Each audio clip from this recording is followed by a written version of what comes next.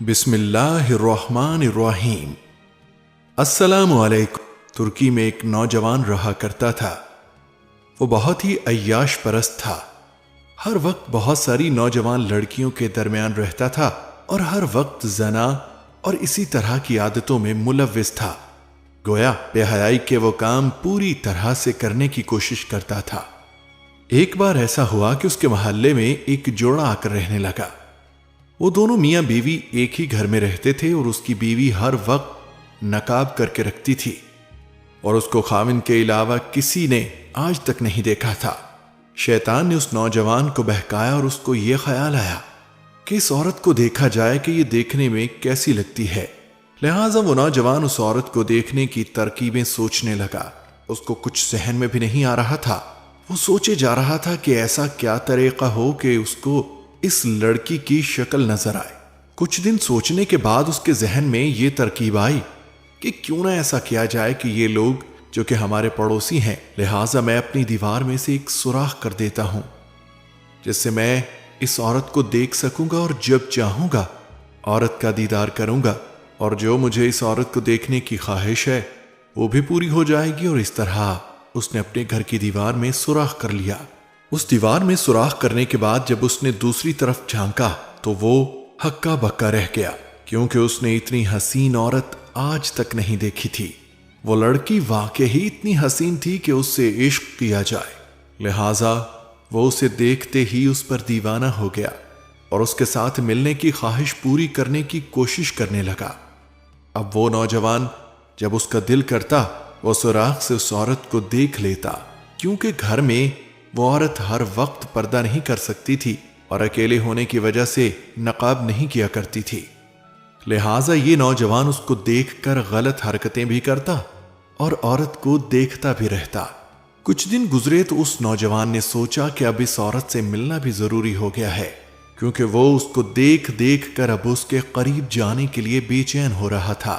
لہٰذا اس نے ایسا کیا کہ وہ فقیر بن کر اس عورت کے دروازے پر گیا اور جا کر دستک دی تو عورت جو کہ اکیلی تھی اس نے اندر سے ہی پوچھا کہ تم کون ہو؟ لڑکے نے کہا کہ دروازہ کھولو۔ لڑکی نے کہا میں اکیلی ہوں اور میرا شوہر باہر گیا ہوا ہے، لہٰذا میں ابھی دروازہ نہیں کھولوں گی۔ جوان نے کہا کہ میں فقیر ہوں اور کئی دن سے بھوکا ہوں اور میں نے کافی دن سے کچھ نہیں کھایا اور نہ ہی یہاں پر مجھے کوئی جاننے والا ہے، لہٰذا تم ایسا کرو کہ مجھے کچھ کھانے کو دے دو اگر تمہارے پاس کچھ ہے تو۔ اس لڑکی کو اس نوجوان پر ترس آ گیا اور وہ کچھ کھانا لے کر دروازے پر آئی اور دروازہ کھول کر اندر سے ہاتھ بڑھا کر وہ کھانا نوجوان کو دے دیا۔ نوجوان نے کھانا پکڑنے کے بجائے اس عورت کا ہاتھ پکڑ دیا۔ وہ عورت کہنے لگی کہ تم میرا ہاتھ چھوڑ دو، یہ تم کیا کر رہے ہو؟ میں نے تو تم پر ترس کھایا تھا اور تم میرے ساتھ کیا کر رہے ہو؟ وہ نوجوان ہنسنے لگا اور زور زور سے قہقہے لگانے لگا۔ لڑکی نے کہا کہ تم مجھے چھوڑ دو، میرا خاوند اگر مجھے ایسی حالت میں دیکھ لے گا یا اس کو تمہاری اس حرکت کا پتہ چلے گا تو وہ مجھے چھوڑ دے گا۔ اس لڑکے نے کہا پھر تو یہ بہت ہی اچھا ہو جائے گا۔ لڑکی نے کہا کہ یہاں سے چلے جاؤ، اور اس نے دروازہ بند کر لیا اور باہر اس نوجوان کے ہنسنے کی آواز آنے لگی۔ یہ کہہ کر لڑکی اندر آئی اور اس نے نماز پڑھنا شروع کی۔ دیوار پر اس کی نظر پڑی تو اس کو سوراخ میں سے ایک آنکھ نظر آئی۔ وہ بہت پریشان ہوئی، یہ کون مرد ہے جو اس کو اس وقت دیکھ رہا ہے؟ اس کو بہت عجیب لگ رہا تھا کہ اس کو آج تک کسی غیر محرم نے نہیں دیکھا۔ تو یہ کون ہے؟ وہ تو فقیر والے واقعے سے پہلے ہی بہت پریشان ہو گئی تھی، اب اس آنکھ نے بھی اس کو مزید پریشان کر دیا تھا۔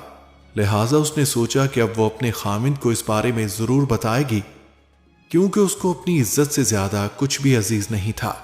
شام کو اس کا خاوند جب گھر آیا تو اس کو اپنی بیوی روتی ہوئی نظر آئی، تو اس نے کہا تمہیں کیا ہو گیا ہے؟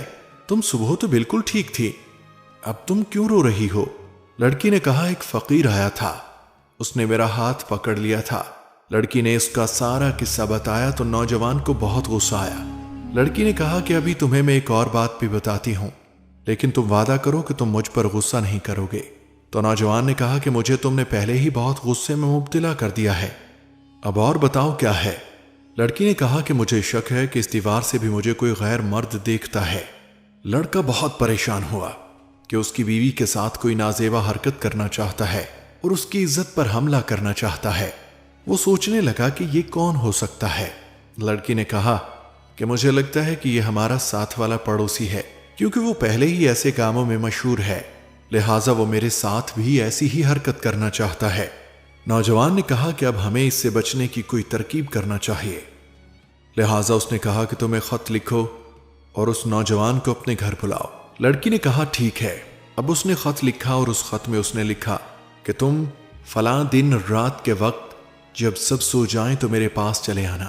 نوجوان کو جب خط ملا تو وہ بہت خوش ہوا اور اس نے سوچا کہ یہ اپنے خاوند سے خوش نہیں ہوگی، اسی لیے اس نے مجھے بلایا ہے۔ لہٰذا وہ نوجوان مقررہ دن میں مقررہ وقت پر اس عورت کے پاس پہنچ گیا۔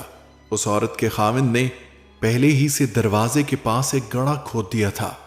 جب وہ نوجوان آیا اور اس نے دستک دی، اس لڑکی نے دروازہ کھولا تو اس کے خاوند نے نوجوان کو اندر داخل ہوتے ہی اسے دھکا دیا اور اس کو گڑھے میں ڈال دیا۔ نوجوان اب اس گڑھے سے باہر نہیں نکل سکتا تھا، لہٰذا خاوند نے اس نوجوان پر مٹی ڈالنا شروع کر دی۔ تو اس عورت نے کہا یہ تم کیا کر رہے ہو؟ تم ایک زندہ انسان کو قتل کر رہے ہو۔ شوہر نے کہا کہ اب میں اور کیا کر سکتا ہوں، یہ تو میری عزت پر ہاتھ ڈالنا چاہتا ہے، اگر میں اس کو آج نہیں ماروں گا تو کل یہ تمہارے اوپر حملہ کرے گا، لہٰذا اس سے بہتر ہے کہ میں اس کو آج ہی قتل کر دوں۔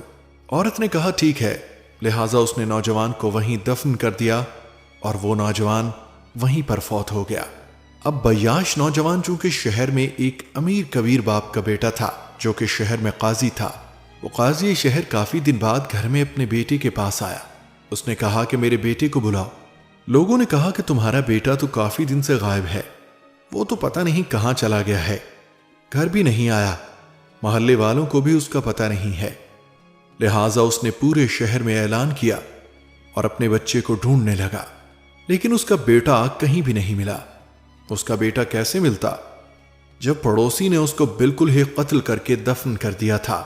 قاضی شہر کے کسی نوکر نے قاضی کو یہ مشورہ دیا کہ مجھے یہ لگتا ہے کہ تمہارے بیٹے کا قتل ہوا ہے یا پھر اس کو غائب کیا گیا ہے، تو اس تمام میں تمہارے پڑوسی کا ہی ہاتھ لگتا ہے۔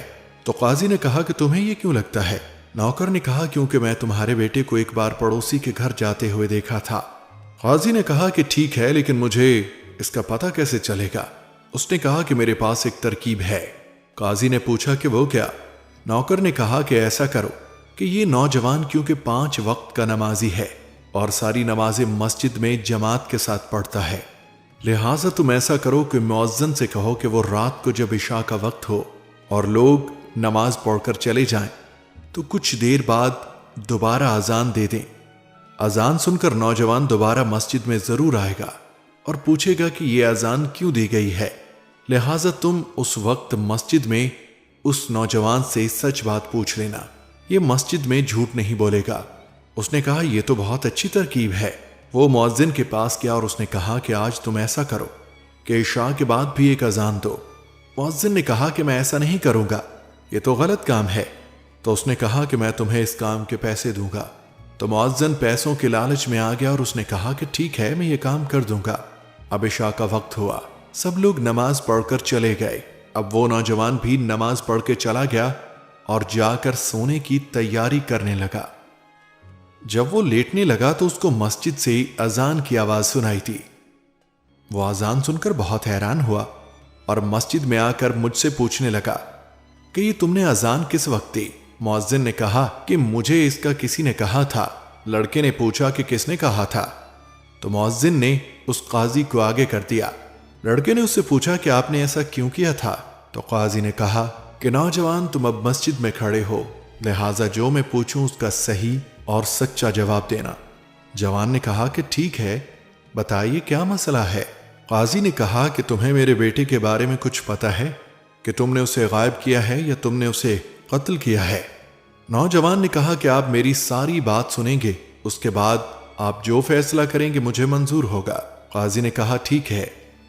اور اب نوجوان نے کہا کہ دیکھیں آپ کا بیٹا میری بیوی کو دیوار کے سوراخ سے دیکھتا تھا اور غلط حرکتیں کرتا تھا، اور ایک دن تو اس نے حد ہی کر دی، وہ میرے دروازے پر آ گیا اور اس نے میری بیوی کا ہاتھ بھی پکڑ لیا۔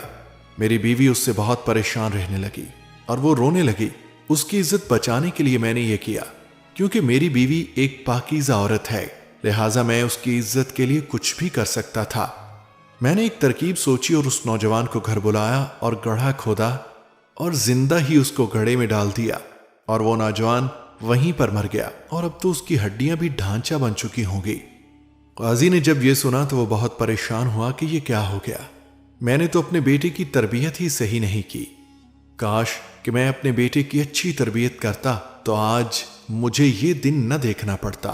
اس نے نوجوان سے کہا کہ اب یہ بات تمہارے اور میرے درمیان رہے گی، آج کے بعد اس بات کا نہ تو میں کسی سے ذکر کروں گا اور نہ تم کرنا۔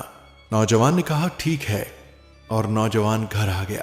قاضی کو آج بھی اپنے بیٹے کی تربیت پر پچھتاوا ہے کہ کاش میں نے اپنے بیٹے کو بچپن میں اچھی تربیت اور اچھا ماحول دیا ہوتا تو آج میرا بیٹا میرے ساتھ ہوتا۔ دعا ہے کہ اللہ تعالی ہمیں پاکیزہ زندگی گزارنے کی توفیق عطا فرمائے، آمین یا رب العالمین۔